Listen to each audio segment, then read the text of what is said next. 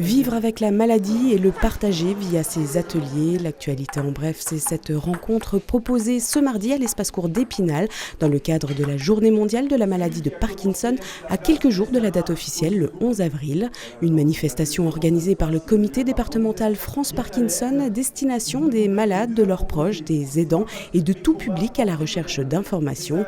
Si cette maladie neurodégénérative ne se guérit pas, son évolution peut être ralentie grâce à la pratique régulière d'activités physique notamment. Elle concerne aujourd'hui en France plus de 270 000 personnes et potentiellement 1400 dans le département, selon l'Agence régionale de santé.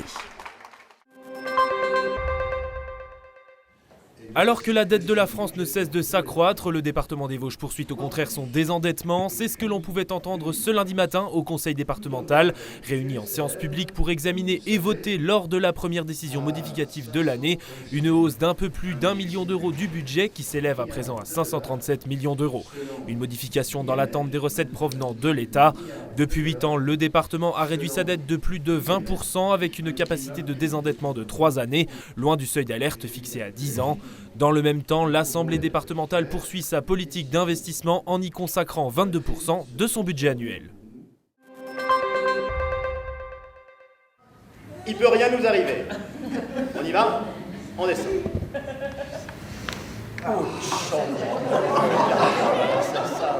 Eh ouais, ça craque. Ah non mais ça c'est classique chez les papas. Une révision des rotules et un petit remontant pour les papas. Je préfère vous prévenir tout de suite, la diastole ça va pas vous réparer.